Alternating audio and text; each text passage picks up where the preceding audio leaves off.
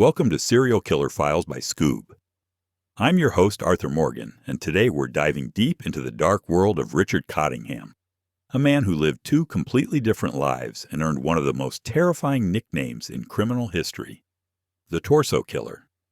Picture this.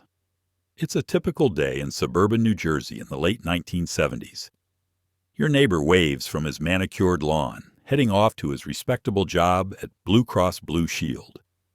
He's a quiet computer operator, a father of three, living the American dream. But what you don't know, what nobody knows, is that this same man transforms into something utterly monstrous when darkness falls over New York City. This is the story of Richard Cottingham, a predator who didn't just kill.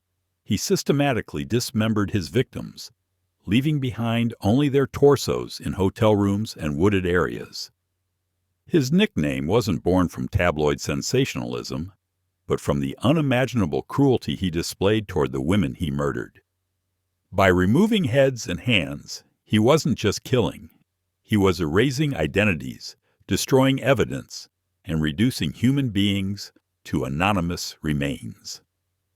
The most infamous scene that cemented his moniker occurred in December 1979, when firefighters responded to a blaze at a Times Square hotel. What they discovered in that smoke-filled room would haunt them forever: the decapitated and handless torsos of two women, deliberately mutilated to prevent identification. This wasn't random violence. This was calculated, cold-blooded erasure of human identity. But how does a seemingly normal suburban father become one of America's most notorious serial killers? The answer lies in Richard Cottingham's early years, where disturbing patterns were already taking root. At Pascack Valley High School in New Jersey, Cottingham wasn't your typical teenager. Classmates remember him as someone who simply didn't fit in, a nonconformist who believed he was superior to everyone around him. One former friend from the track team painted a vivid picture. Cottingham rarely showed up to practice, had no nickname, and remained outside their circle of friends. He was dismissive of teachers, contemptuous of authority, and carried himself with an air of superiority that set him apart. But it wasn't just his attitude that was troubling. Physically imposing with broad shoulders that towered over his peers, Cottingham wielded a subtle power over his small group of 2 or 3 friends, acting like their leader. This early need for control would later manifest in far more sinister ways. Perhaps most disturbing was Cottingham's relationship with sexuality and women from an early age. In locker room conversations, he wouldn't just talk about girls he found attractive. He would fixate specifically on their breast size. This wasn't typical teenage talk. It was an unhealthy obsession with body parts rather than whole human beings.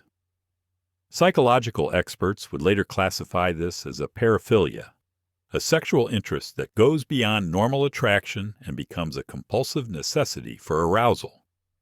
As Cottingham matured, these disturbing traits only intensified. By his mid-30s, he would openly brag to coworkers about using prostitutes, not as conquests, but with a mixture of superiority and rage. He once mentioned contracting a venereal disease from a prostitute, and the anger in his voice when he spoke about hookers revealed a deep-seated resentment that went far beyond mere sexual encounters. His fascination with violent sexual material, particularly bondage, had captivated him from a young age. This wasn't casual curiosity. It was an obsession with control, pain, and sexual domination that would eventually twist into something far more dangerous. To understand how Cottingham operated, we need to understand the world he hunted in. New York City in the late 1970s was a very different place than it is today. Times Square wasn't the family-friendly tourist destination we know now. It was what one photojournalist described as a virtual cesspool. Picture block after block of pornographic theaters, peep shows, and streetwalkers. The area around 8th Avenue was particularly notorious, nicknamed the Minnesota Strip, because young girls would arrive at Port Authority from the Midwest, only to be immediately targeted by pimps who would force them into prostitution. These were often naive young women with little money and nowhere to go, perfect victims for predators like Cottingham. The prostitution was rampant and obvious. Girls would work corners by subway entrances, in doorways, close to the peep shows. They were easy to identify, easy to approach, and tragically, easy to lure away. For a predator like Cottingham, this environment eliminated one of the biggest challenges in victim selection, the abduction. As one criminal expert explained it perfectly, the hardest thing in getting a victim is the abduction. How do you get a woman to go with you? Not all women are going to go with a stranger, no matter how charming you are. But with prostitutes, that's part of their job description, to go with strangers. Cottingham understood this vulnerability and exploited it ruthlessly. Working his 3 p.m. to 11 p.m. shift at Blue Cross Blue Shield gave him perfect cover. He could hunt in the morning after work or on weekends, when the streets of Times Square were at their most dangerous. Richard Cottingham didn't kill impulsively. He was methodical, calculated, and terrifyingly systematic in his approach. His hunting pattern was as consistent as it was deadly.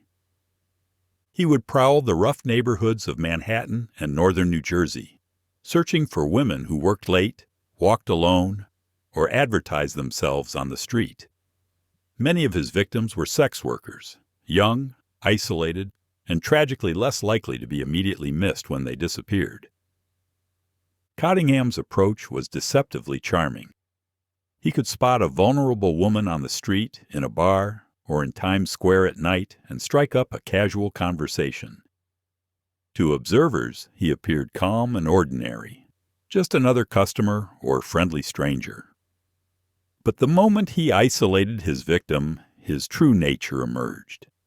His weapon of choice wasn't just physical violence, it was chemical. He would buy his targets drinks or dinner, slipping date rape drugs into their glasses. As the drugs took effect, leaving his victims semi-conscious and disoriented, he would guide them to his car and drive them across the river to the cheap motels that lined New Jersey's highway complexes. These weren't random locations. Cottingham had scouted them carefully. He knew which motels had back entrances where he could carry unconscious women without being seen. He knew which establishments asked few questions and kept poor records. What happened next was pure horror. Once in the motel rooms, Cottingham would subject his victims to extended periods of torture, rape, and brutalization. He carried an attaché case filled with torture implements, handcuffs, knives, leather belts, drugs. Some victims would later describe waking up naked by roadsides or on motel room floors, their bodies covered in horrific wounds, with little memory of what had transpired. But here's what makes Cottingham's psychology particularly chilling. He was what experts classify as an anger excitation, or sadistic lust offender. He didn't derive his primary pleasure from killing. He derived it from torturing. Whether his victims lived or died after he finished was inconsequential to him. If a victim died during his torture session before he was satisfied, he would continue abusing the corpse until his needs were met. By the late 1970s, Cottingham's killing spree had evolved into something truly monstrous. What had once been murders spaced out over months became a terrifying rhythm of violence concentrated around Times Square and northern New Jersey. December 1977 marked a significant escalation with the murder of Mary Ann Carr, a 26-year-old woman killed in Little Ferry, New Jersey. But Carr wasn't a sex worker. She was a radiologist, suggesting Cottingham was expanding his victim profile. Her body told a horrific story. She had been cut about the chest and legs, beaten with a blunt instrument, and covered in bites and bruises. Her wrists bore handcuff marks, and adhesive tape residue was found on her mouth. She had been strangled and suffocated. By January 1979, he had murdered Mary Ann Della Sala in New York City. But it was December 1979 that would cement his reputation as one of America's most depraved killers. At the Travel Inn Motor Hotel near Times Square, firefighters responding to a blaze entered room 417 expecting a routine fire call. Instead, they discovered what one responder later described as a grotesque nightmare. 2 women had been strangled to death, but that wasn't the worst of it. Their heads and hands had been methodically severed, and the bodies had been doused with lighter fluid and set on fire. One victim was eventually identified as Dide Gudarzi, a 22-year-old Iranian woman who had come to America seeking a better life, but ended up working the streets of New York.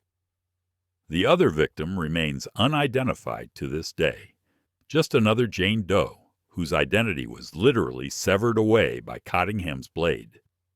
The methodology was deliberate and calculated. No fingerprints, no dental records, no way to identify the victims quickly. Detectives were so desperate for identification that they had to borrow mannequins from department stores, dress them in clothing, and ask the public to help identify the victims based on body type and clothing alone. Just months after the Times Square hotel horror, Cottingham's violence continued with even more disturbing flourishes. In May 1980, housekeeping staff at a Hasbrook Heights Quality Inn in New Jersey made a discovery that would haunt them forever.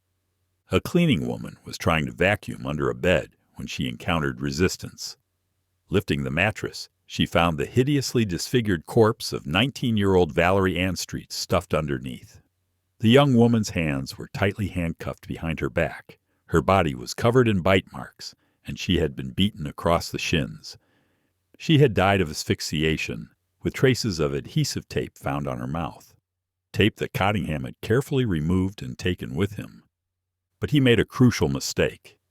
He had apparently lost the key to the handcuffs and left them still restraining the victim. Police were able to lift his fingerprint from the inner ratchet of those cuffs, evidence that would prove crucial in his eventual conviction. Around the same time, Jean Rayner, 25, was found in a burning room at the Seville Hotel in New York City. But this crime scene revealed an even more disturbing aspect of Cottingham's psychology. He hadn't just killed her. He had severed her breasts and arranged them side by side on the headboard of the bed before setting the room ablaze. This wasn't random mutilation. It was a signature behavior that revealed his deep-seated psychological compulsions. The careful arrangement of body parts wasn't necessary for the murder, but it fulfilled some twisted need within Cottingham's psyche.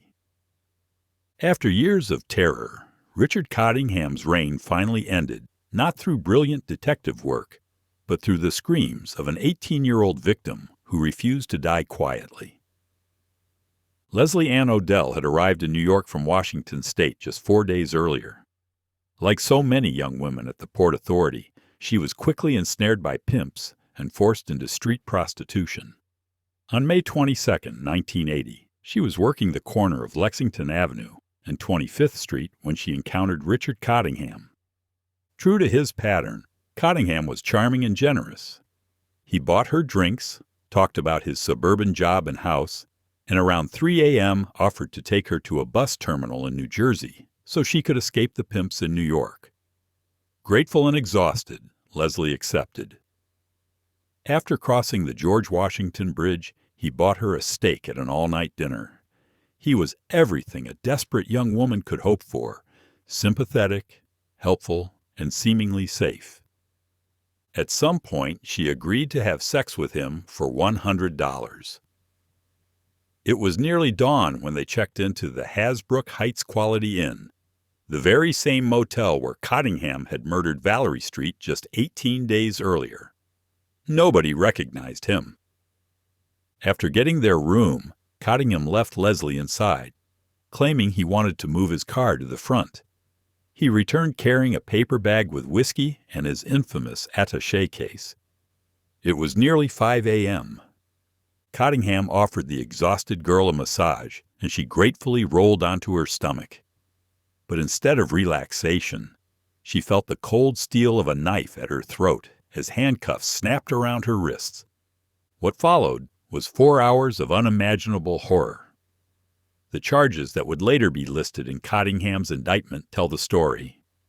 Kidnapping, attempted murder, aggravated assault with a deadly weapon, rape, sodomy, forced oral sex, and possession of controlled substances including secobarbital, amobarbital, and Valium. But Leslie Odell's testimony revealed the most chilling aspect of Cottingham's psychology.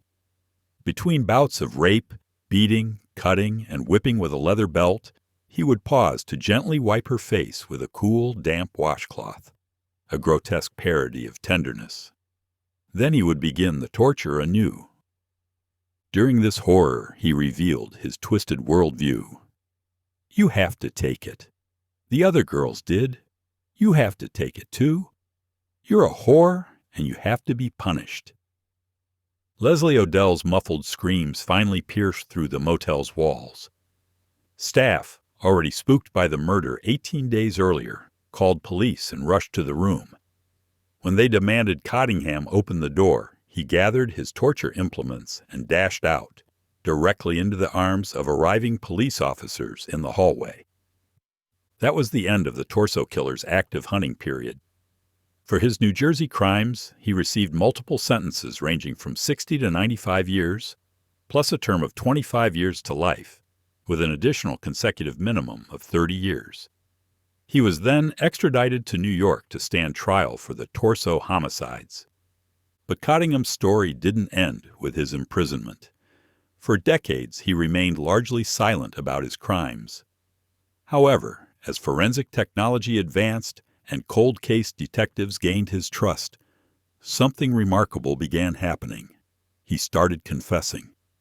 In 2010, nearly 30 years after his conviction, Cottingham admitted to strangling Nancy Shiava Vogel, a New Jersey mother murdered in 1967. He provided details only the killer could know, earning him another life sentence. The confessions accelerated through the 2000s. In 2021, Nassau County Police used modern DNA profiling to match old evidence to Cottingham, confirming his guilt in several murders from the 1960s and early 1970s. Most significantly, he pleaded guilty to the 1968 murder of 23-year-old Diane Cusick in a Long Island Mall parking lot, a case solved purely through preserved DNA evidence. He also confessed to drowning 2 New Jersey teenagers, Mary Ann Pryor and Lorraine Kelly, in 1974, providing closure to families who had waited decades for answers. Just this year, in January 2026, Cottingham made perhaps his most stunning confession yet, admitting to the 1965 murder of 18-year-old Alice Eberhardt in her family's home. This confession came after investigators spent years interviewing him, eventually extracting details that had never been made public. How many people did Richard Cottingham actually kill? The answer remains chilling and uncertain. In various interviews, he has claimed to have murdered between 80 and 100 women over nearly 2 decades. However, authorities have only been able to officially link him to about a dozen cases with solid evidence. What makes these numbers so disturbing is the timeline. His confirmed crimes now span from 1965 to 1980, 15 years of systematic hunting and killing. If his claims are accurate, it would make him one of the most prolific serial killers in American history. The challenge for investigators lies in the era when these crimes occurred. The late 1960s and 1970s were before centralized DNA databases, before computer systems that could link crimes across jurisdictions, and before many of the forensic techniques we take for granted today. Each murder was often treated as an isolated incident by separate departments.